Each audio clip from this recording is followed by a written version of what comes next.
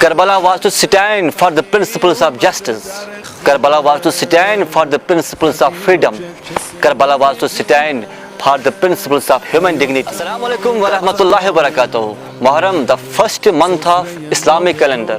Almost every individual on this earth is aware about the tragedy of Karbala, which has been happened in this month. दोस्तों, मैं यहाँ पे आपके सामने Karbala की इवेंट्स डिस्क्राइब नहीं करना चाहता हूँ, but what I believe regarding Karbala, वो मैसेज मैं आपके सामने पास ऑन करना चाहता हूँ। मेरा मानना ये है कि करबला का जो इंसिडेंट हुआ है, करबला की जो मैसेज है, वो सिर्फ खास पर्टिकुलर मुसलमानों के लिए नहीं है, ख़ास इस्लाम को फॉलो करने वालों के नहीं है, बल्कि दुनिया के अंदर जितने भी मज़ाहिब हैं, जिनको भी वो लोग फॉलो करते हैं, करबला की मैसेज उन सब के लिए है। हमारे इमाम हुसैन अलैहिस्सलाम ने पहले बात ये साबित करके दिया है कि दुनिया के अंदर किसी इंसान के पास ऐसे ब्लेस्ड गोल्स भी होते हैं, ऐसे होली मुक़द्दस गोल्स भी होते हैं, जो गोल्स इंसान की लाइफ से भी ज़्यादा प्रेशियस होते हैं।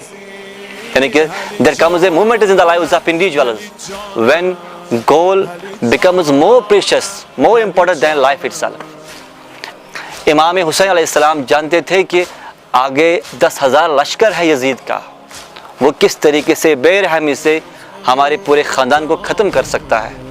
वो जानते थे कि मैं खुल्लम खुला उस बातिल यजीद के ख़िलाफ़ हो चुका हूँ, वो किस तरीके से बेरहमी से मेरे घर को तबाह कर सकता है, शहीद कर सकता है और बेरहमी से कत्ल कर सकता है। वो सब कुछ ये अवेयर था, जानता था, बट माई इमाम हुसैन अलैहिस्सलाम was ready to watch the bloodshed of our family, but he was not ready to agree with the Yazid. अगर इमाम हुसैन अलैहिस्सलाम चाहते वो अपनी फैमिली को बचा सकता था। वो जानते थे कि मेरे फैमिली में मासूम बच्चे हैं, वो जानते थे कि मेरे फैमिली में मासूम 6 महीने की अली असगर है, वो जानते थे कि मेरे फैमिली में इस टाइम पे औरतें साथ में हैं। वो अगर चाहते तो अपनी फैमिली को बचा सकता था। सिंपल यजीद को मानना था, यजीद की बात करना था, अपनी फैमिली को बचा भी सकता था, और सिर्फ बचा नहीं बल्कि यजीद उसको न जाने कितनी प्रॉपर्टी प्रोवाइड करता था, यजीद न जाने उसको दुनिया हिसाब किस मुकाम पे रखता था। मगर हमारे हुसैन अलैहिस्सलाम ने बातिल को बातिल समझा और सच को सच समझा, अगरचे उसे अपने फैमिली को भी सेक्रीफाइस करना पड़ा, लेकिन बातिल की हिमायत नहीं करी।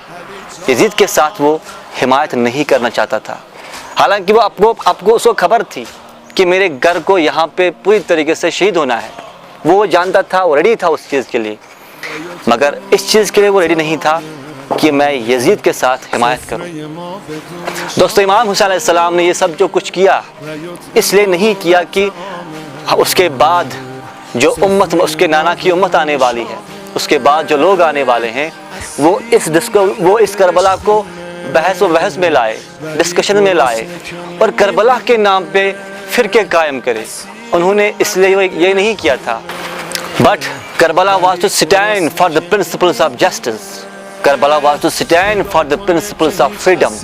Karbala was to stand for the principles of human dignity.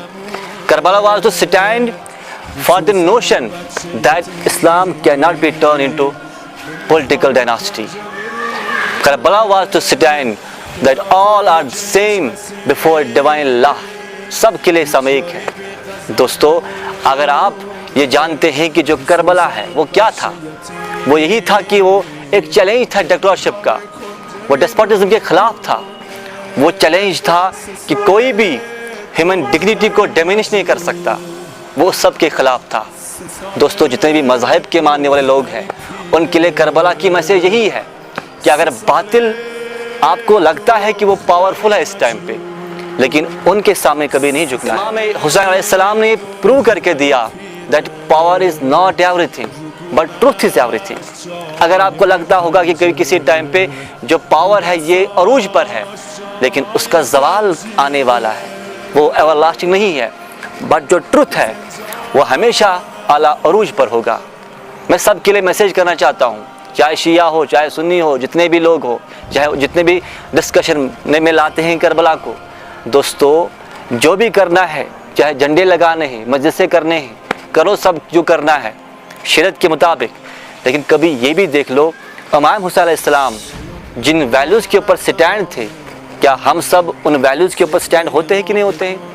Karbala में जो इमाम हुसैन अलैहिस्सलाम ने किया, क्या वो हम सब करते हैं कि नहीं करते हैं? کربلا میں امام حسین علیہ السلام کے پورے گھر نے صبر کی تعلیم دی. بتائیے ہم کتنے صبر کا لباس مضبوطی سے پہنتے ہیں. مجھے آپ بھی بتا دیجئے کربلا کے اندر میرے ہمایوں حسین علیہ السلام کے جو وہاں پہ خواتین تھے، زینب تھی، سکینہ تھی، ام کلثوم تھی، انہوں نے کس طریقے سے اپنے بھائیوں کے، اپنے بیٹوں کو ذبح ہوتے ہوئے دیکھ لیا مگر اپنے پردے کو پامال نہیں کیا.